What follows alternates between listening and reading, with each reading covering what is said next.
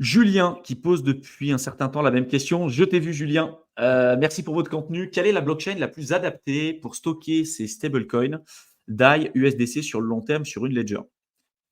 Alors pour moi, c'est d'utiliser la blockchain de base native. Aujourd'hui, nativement, les stablecoins comme l'USDC, le DAI, même l'USDT, c'est sur Ethereum. Donc, ça sera pour moi la blockchain la plus adaptée pour stocker ces stablecoins sur le long terme.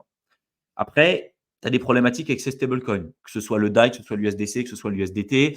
Le DAI n'est pas ultra décentralisé non plus parce qu'il y a une grosse partie de collatéralisation qui est issue d'actifs centralisés comme l'USDC et le DAI et l'USDT qui peuvent être gelés. Donc, si demain Bitfinex décide de geler une partie des DAI, une partie des USDT qui sont utilisés pour la collatéralisation du DAI, bah, ça peut poser problème.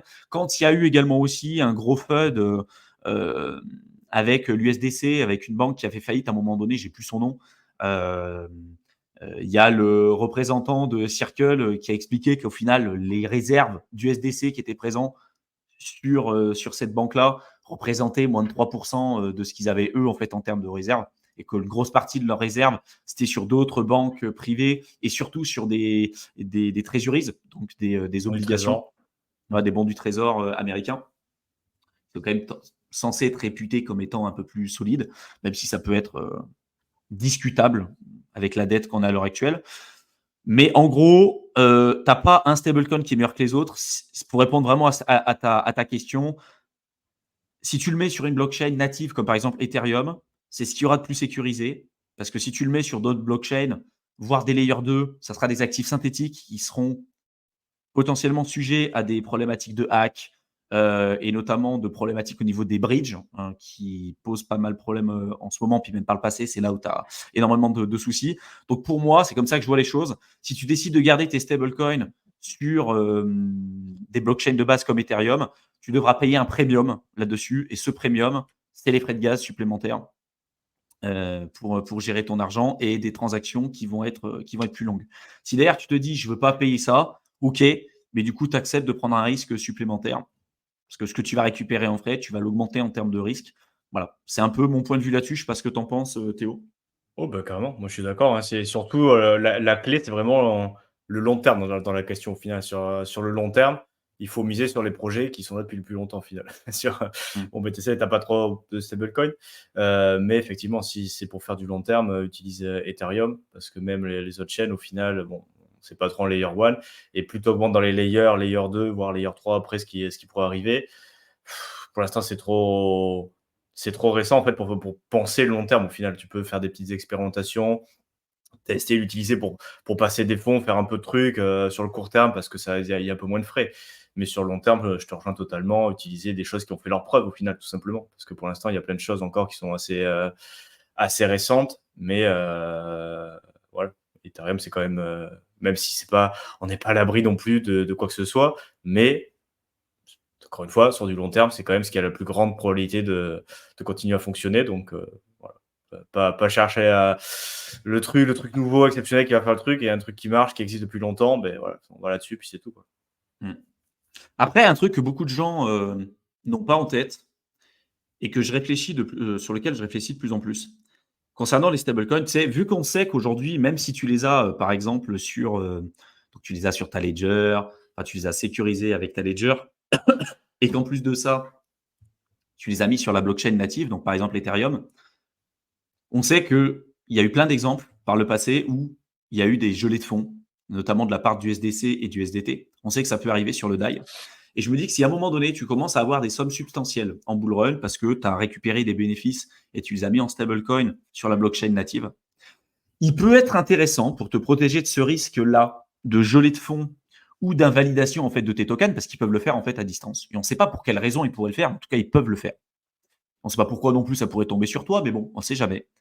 Je me dis que si tu commences à avoir des sommes substantielles en stablecoin, de le splitter sur plusieurs portefeuilles différents, ça peut être intéressant sur une blockchain native. Parce que quand bien même tu tromperais, enfin la probabilité que s'il te gèle, imagine, tu passes bien ton bull run, tu as bien investi et tout, tu sors, nickel, tu le mets sur la blockchain de base, tu as tes trucs, et là pour une raison X ou Y, tu te fais geler ton argent. Je fais, putain, c'est pas possible. Là, c'est un truc de fou. Ce risque, même s'il est extrêmement faible, il est quand même existant. Et je me dis que pour te protéger de ça, bah, en fait, tu crées plusieurs portefeuilles, MetaMask, Ledger, ce que tu veux, que tu vas MetaMask, mais tu vas lier aussi à ta Ledger comme d'habitude. Et tu vas splitter. Tu vas prendre, je sais pas, 5, 6, 7, 8, 10, peu importe en fonction des montants que ça représente. Si tu as 1000 balles en stablecoin, tu vas pas t'amuser à mettre 100 balles sur 10 portefeuilles différents, on est d'accord, hein. Mais si tu commences à avoir des sommes vraiment significatives et surtout que tu arrives à obtenir des sommes qui sont life changing pour toi, moi je ferais ça. C'est-à-dire que je splitterais, tu vois, sur plusieurs portefeuilles. Je mettrais les stablecoins sur plusieurs portefeuilles parce que quand bien même ils arriveraient à geler un truc, pour moi, la probabilité qu'ils gèlent les 10 comptes qui sont à toi, c'est encore plus faible en termes de probabilité, tu vois. Et ça, il n'y a personne qui en parle. Je sais pas si toi, c'est un truc auquel tu avais pensé, ça, ou peut-être, ou même si tu penses que c'est un truc de merde. C'est peut-être clairement en plus une truc pourri. Je sais pas ce que tu en penses, hein.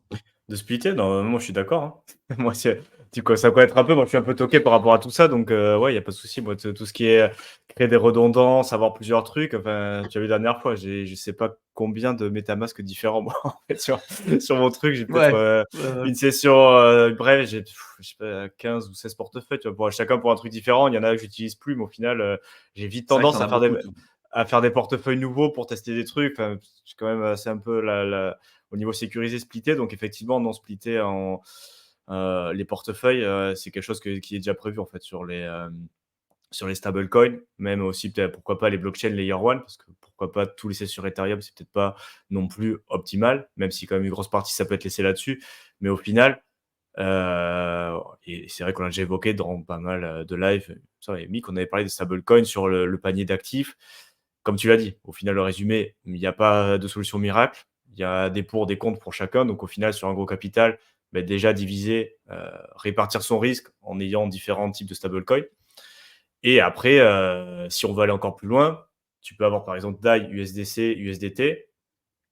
Déjà trois stablecoins différents. Donc, déjà, tu répartis un peu le risque. Et en plus, les séparer sur différents portefeuilles, donc peut-être au moins deux pour chacun, je sais pas, avoir deux adresses avec tes DAI dessus, deux autres adresses avec ton USDC dessus et deux autres adresses avec ton USDT dessus. Donc avoir six portefeuilles. Et après, tu as toujours pareil, tu as un éventail énorme de combien tu peux faire de portefeuille par rapport à tout ça, tout en sachant que si ça provient tout de la même somme au final, les mecs, ils ont quand même une capacité assez importante à flag en fait certaines adresses. Donc au final, si ça vient de tout de la même adresse ou du même exchange, de splitter le truc entre différents portefeuilles, est-ce que ça va vraiment te protéger du fait de te faire geler les fonds si c'est vraiment ton adresse initiale qui s'est fait flag et les mecs, ils vont geler tout ce qui est sorti de cette adresse-là? Bon, pas dit que ça soit très utile dans ce cas-là. Après, je pense que surtout répartir ses actifs, là, oui, parce que du coup, si c'est Circle qui décide, de geler tes trucs, peut-être que USDC et IDA, ils vont pas y toucher et inversement aussi, donc ça peut-être, toucher qu'un des stablecoins et pas les autres.